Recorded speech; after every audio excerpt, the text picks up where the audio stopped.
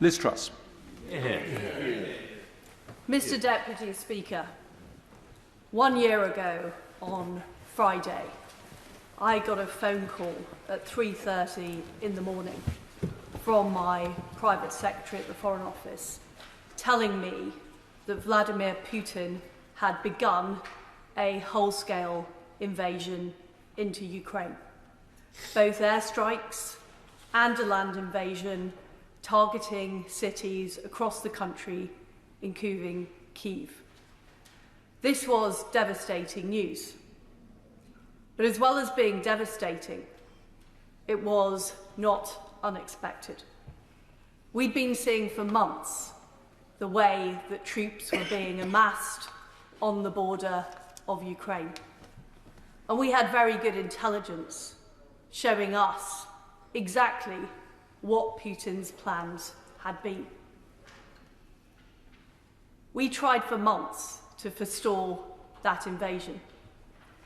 At the Liverpool G7 summit back in 2021, we worked with our allies to come up with a package of severe sanctions, and we warned Russia that these would be put in place in the event of an invasion. For the first time in our history, we unveiled intelligence about what the Russians were planning. They were planning to install a puppet regime in Kyiv. They were planning to install false flag operations with a view to trying to convince the world that it wasn't their fault that they invaded Ukraine, that they had been provoked. And our intelligence prevented the world believing that. And from the year of 2015, we had started training Ukrainian troops, but also we were the first European country to supply weapons to Ukraine. We'd also called out Russia internationally. I personally visited Moscow, as did many of my counterparts, to give the message directly to Sergei Lavrov and others in the Russian administration of the severe consequences of their actions. But nevertheless, Putin went ahead. Despite the warnings, despite what he knew would happen, he went ahead. Because fundamentally, he didn't believe the Ukrainians would fight, and he didn't believe that the free world would have the resolve to stand up to him.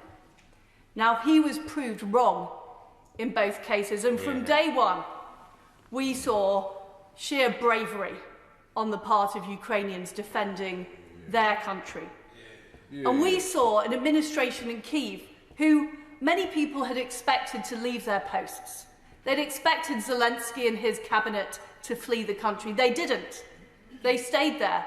And I remember being on a video conference that evening with the Defence Secretary and with our counterparts who weren't in Poland, they weren't in the United States, they were in Kyiv.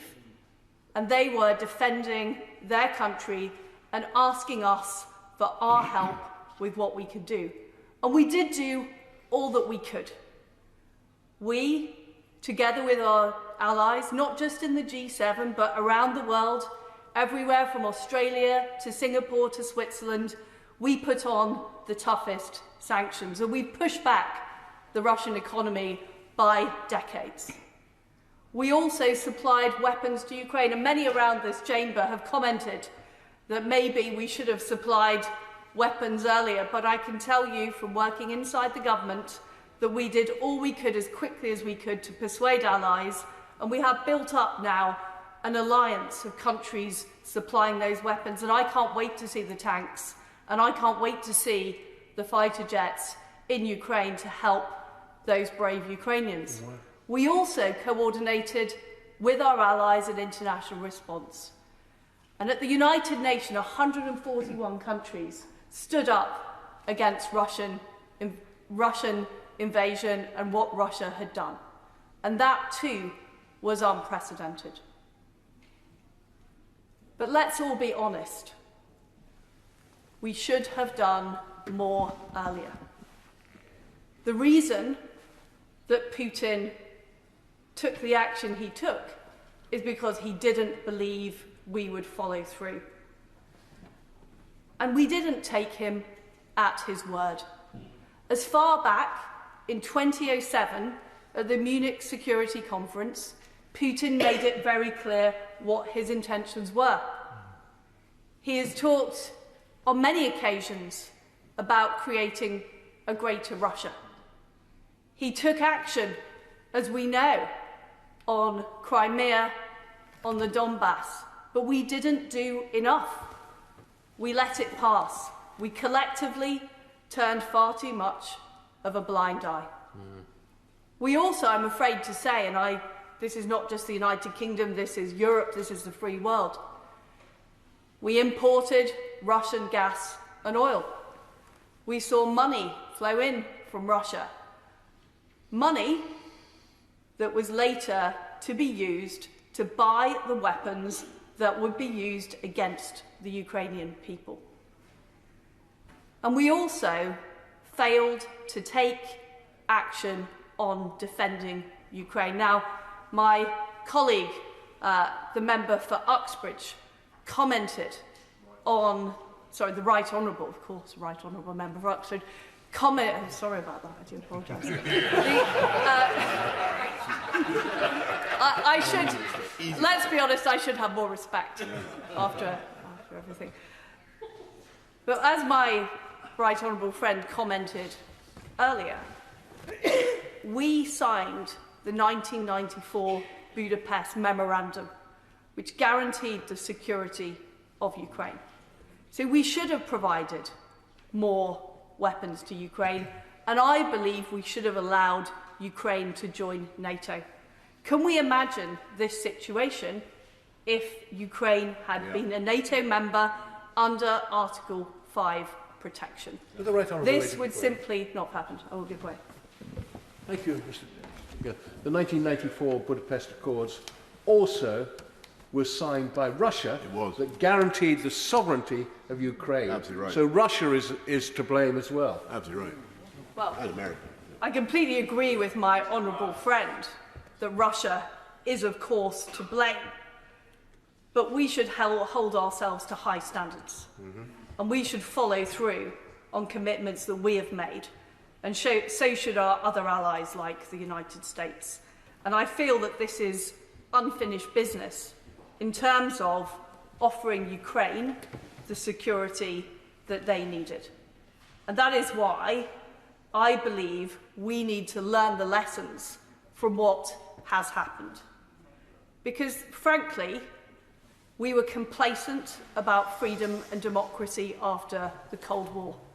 We were told it was the end of history and that freedom and democracy were guaranteed and we could carry on living our lives, not really worrying about what else had happened, that there wouldn't be a challenge to those basic principles, that we'd won the argument.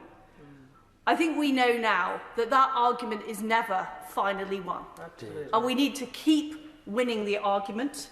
We need to keep defending our values with hard security and economic security if we are to succeed. So first of all, we need to do all we can to make sure Ukraine wins this war as soon as possible. Every extra day, lives lost, women violated, towns destroyed. We need to do all we can as fast as we can. My view is that does include fighter jets. And we've had a discussion today about which are the best possible options. Having spoken to the Ukrainians about this months and months ago, I know what they want is an option. They want, so let's work with our allies to get them an option to be able to use, because otherwise they won't be able to prevail. And we also need to make sure that they have the economic wherewithal to continue the fight, and we need to make sure we're continuing to support them internationally as well.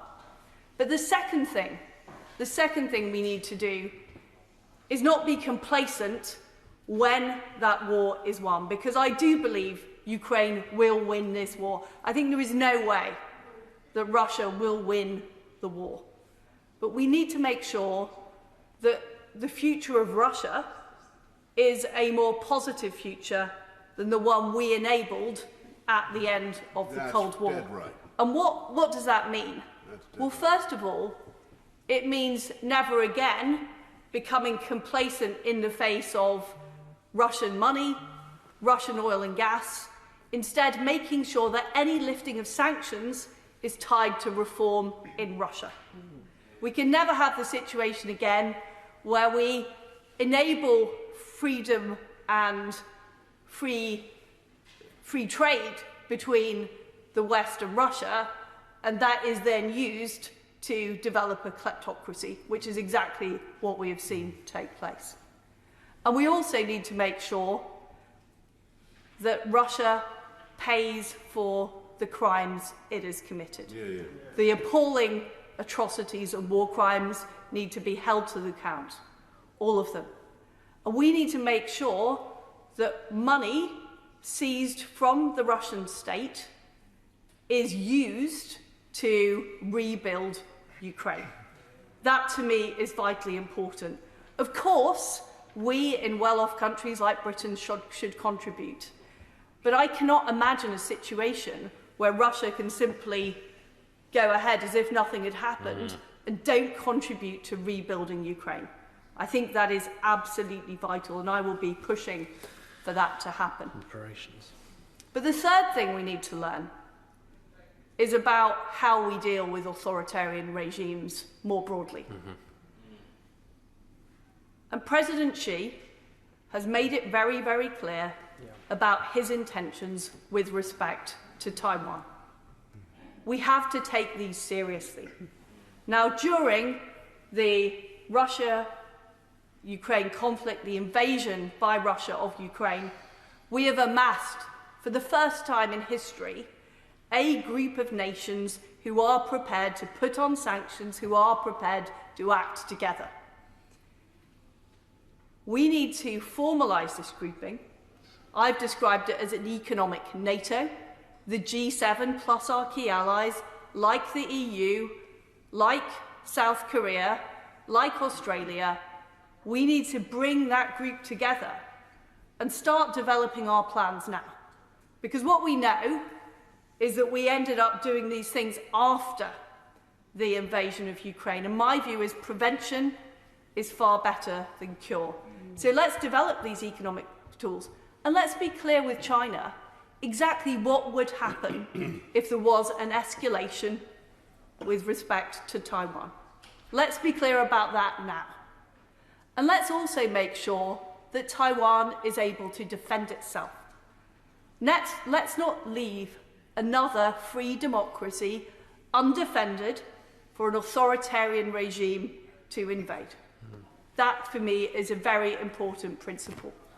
Because the reality is, there are fewer people as a proportion of the world's population living under democracy now than there were 30 years ago. Can we imagine what the world will look like in 30 years' time if we don't act now? It's not a world I want to live in.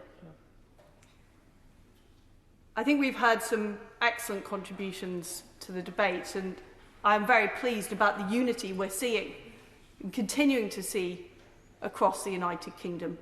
We need to do all we can to support Ukraine, and we need to act as quickly as possible. And I'm familiar with the vagaries of the government machine after spending 10 years in various different government departments, so I do all I can to support my Right Honourable friend, the Foreign Secretary, in his efforts to make sure that things happen as quickly as possible. But we also need to not forget the broader arguments. Freedom and democracy are the lifeblood of our society and other free societies around the world, and we need to be prepared to do all we can to defend them now before it's too late. The fact is that being tough is what will bring us peace, and that is what we need to do. Hear, hear.